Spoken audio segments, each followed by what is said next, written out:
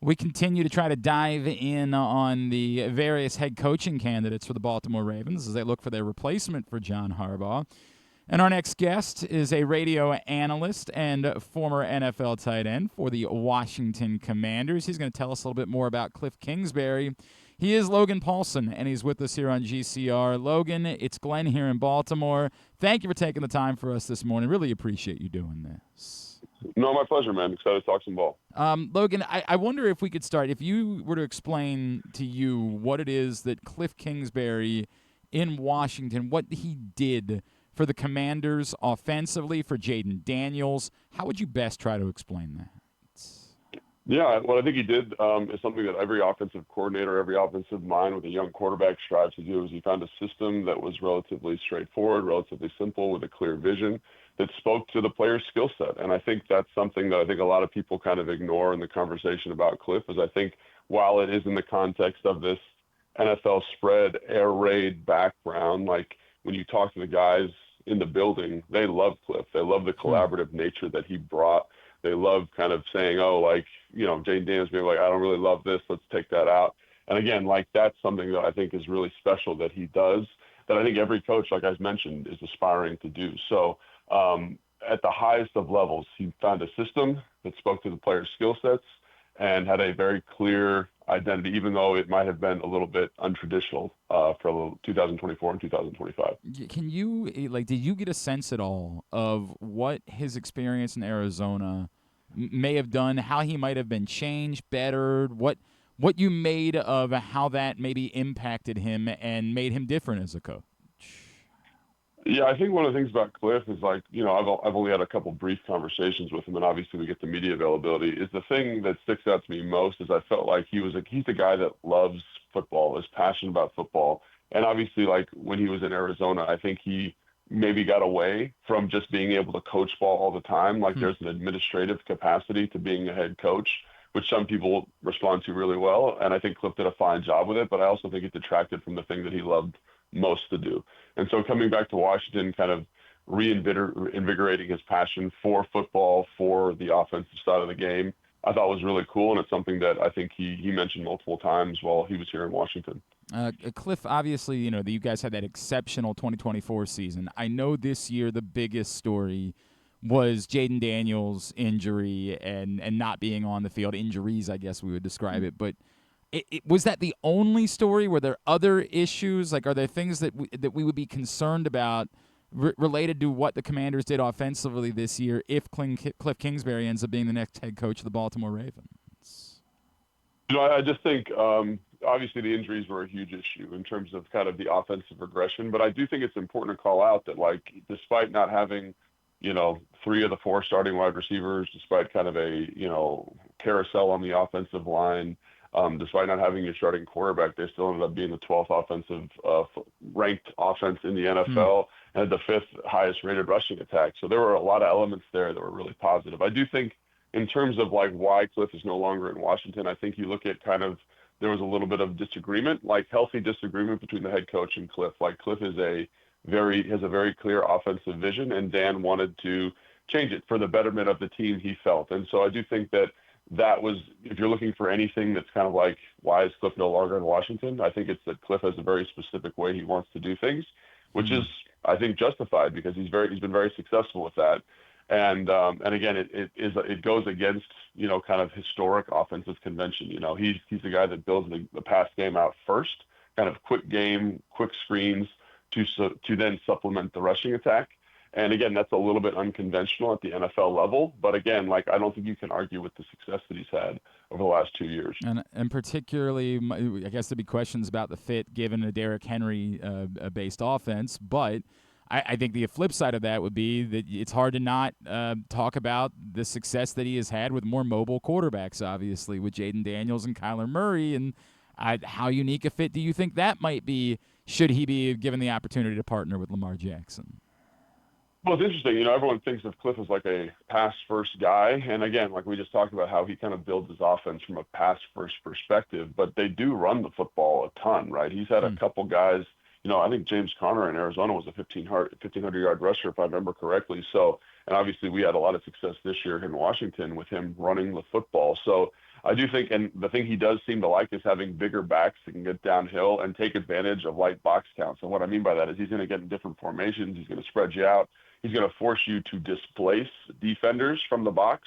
And then you get that big body running downhill. I think that might be a very interesting fit. Now, I think Derrick Henry likes to run from the gun, from the dot, pistol a little bit more. So do you modify some of that stuff? Will be interesting to see what happens. But I do think Kliff's reputation speaks for itself in terms of his ability to maximize and speak to quarterbacks. Like, it's unparalleled in terms of his ability to come into a room and get the most out of a guy. Like, I think we look at, Kyler Murray now compared to what he was with Kliff, like totally different football player, right? Jaden Daniels year one was absolutely fantastic, like literally an historic rookie season. And obviously Patrick Mahomes at Texas Tech, like his pedigree with quarterbacks, the way he communicates with quarterbacks is on a different level. And I think a big part of it is because like you get in these simplistic formations, you spread guys out, you let the quarterback identify best matchup. You give the quarterback a lot of autonomy at the line of scrimmage and let them getting the best look, and quarterbacks like that. They like making themselves look good, and I think because Kliff played quarterback, he understands a lot of the limitations and the difficulties of the position, and I think he does a really good job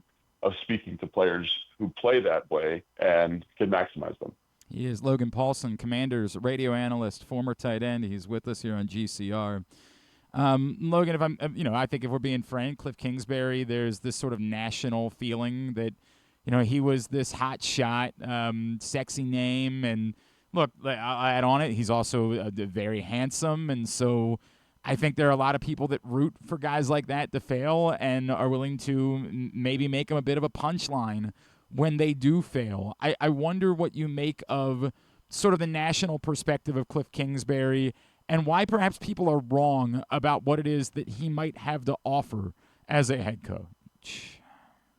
Yeah, I mean, I think I wouldn't disagree with the national narrative that Kliff is very handsome, and you'll see that probably firsthand when he comes in for his interviews. This is the thing I appreciate about Kliff. Like, I was a guy that my whole career, like, was a fringe roster guy, had to work my tail off to be around, and so I expect guys that are consummate workers and consummate professionals. And I think people see the nice suits, they see, the perfect jawline, and they say that guy doesn't know anything about getting his hands dirty. I mean, he's in the building at 4:30 every day here, or he was every day, and he would be the last guy to leave. And so that dude he loves football. He's passionate about football, and he's willing to do the dirty work to be great at football. And everyone talks about Kyle Shanahan, Sean McVay. And honestly, when he came here, I was not expecting to see that type of work and just passion for the game. And that's what Kliff brings. And are there shortcomings and limitations to what he does offensively and his offensive perspective? Sure, but show me an offensive coordinator where there's not limitations.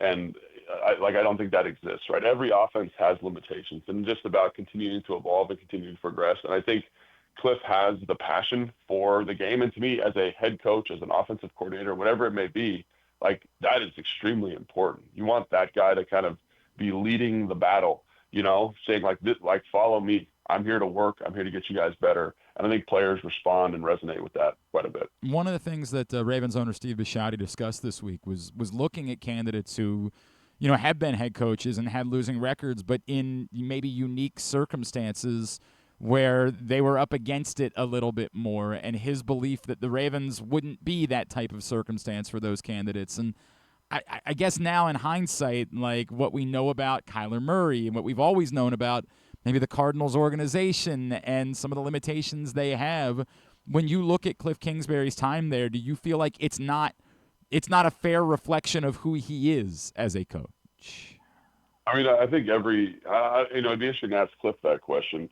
I think, there are certain places where it's easier to win, like just historically. And I think Arizona has a difficult time, obviously. And again, there was a lot of friction there in terms of like what the GM was doing, the direction the GM thought the team should go. And Kliff being a first-time head coach, I think kind of was left holding the bag a little bit for some of that responsibility. And again, that happens all the time. That's not an indictment of them specifically. But I do think one of the things about Baltimore, at least since I've been playing and since I've been covering the league, is they're incredibly consistent with their perspective on who they want to be. And so I think, like, if they're okay with what Kliff brings and okay with his offensive perspective and his offensive identity, then I think this could be a great hire. But what I don't think they should do is, like, if you want to be a run-first, downhill, traditional formation team, don't bring Kliff in to run those to run that kind of offense because that's not who he wants to be, right? So understanding if you're, the Baltimore Ravens ownership, like what you're going to get. Like you are getting a guy who is a little bit of an outside the box thinker who's going to do some innovative things on offense. It's going to look a little bit different than your traditional, power eye, 2 tight end, 3 tight end type of offense. And if you're okay with that, and if you're okay with that identity, then I think you should be okay with what Kliff brings. It could be exciting. You referenced something earlier, and I just want to make sure I'm saying it the right way. You say like he wants to do things, kind of his way. Is that in management, or is that really like what you just alluded to in offense? Because I feel like some people would hear that and say, well, that sounds off-putting. Is he capable of working? Like the Ravens historically have always talked about collaboration, right? Like that there's not going to be one person who runs things. Is that something that Kliff Kingsbury can fit into from a leadership style? Yeah, I mean, I think people hear collaboration, and I think they think of like this kumbaya moment. But like, quite honestly, like I want someone who's got a strong perspective, right? A strong offensive perspective, strong defensive perspective, and we can collaborate. But also, my perspective allows me to be a good editor of information. Like if we're collaborating on everything and I'm accepting every idea, we're going to get an offense or a defense that is a non-existence because there's no perspective, there's no vision to the thing. So I do think that like while Kliff is very clear in his perspective, I think some people can find that off-putting. I don't get the sense from talking to people in the building that it was anything that was like too austere. I think it was kind of fell within the range of normal. And I think I appreciate that Kliff is like, this is what I'm comfortable with. This is what I do. And again, we can modify and adjust because there's multiple games where you see a team that is a huge departure last year offensively from what traditionally would be Kliff Kingsbury. But I want a guy who believes in what they do because that belief not only is important for himself, but it translates and transitions to the players. So I think all that stuff is, like people want, again, like this kumbaya offensive staff, but I want guys with strong opinions, strong perspectives that are competitive. And if it creates an environment where there's a little bit of healthy friction, I think that's totally fine. I like that. I like everything about it. All right. Obviously, there's a big shakeup in the NFC East today. How much of a difference maker do you believe John Harbaugh is going to be in New York? Oh, man, I think John Harbaugh, I don't know how you guys feel about him in Baltimore, obviously, after letting him go, but he's a guy that I think has done a great job of being that kind of CEO head coach, creating a strong culture and a strong identity for a long time. And I think one of the things that, again, we talk about strong perspectives and your ability to work with people and kind of have a clear identity. I think in that New York market, that's going to be really, really important, and I think what they've done there for a couple of years is hired guys that are first-time head coaches with not a lot of experience, and that market and that environment has really eaten them up. And I don't think that's going to be the case with John Harbaugh. So to see him go to New York, it is a little bit disconcerting because I think, he's a heck of a football coach, and I think he's going to do a lot of good things for the New York Giants. He is Logan Paulsen. Logan, is there anything we can plug for you? Yeah, check out all of it. I know we're in Baltimore, so I don't know how many Commanders fans you got, but check out, Take Command and the Command Center YouTube page and all those things where the Commanders focus stuff if you're a surviving Commanders fan in the Maryland area. There you go. Logan Paulsen, of course, at Logan Paulsen NFL is how you follow him on Twitter. Really appreciate taking the time for us. I know you're up early out there in California. Thanks so much for doing it, and love to talk again in the future. Thanks, man.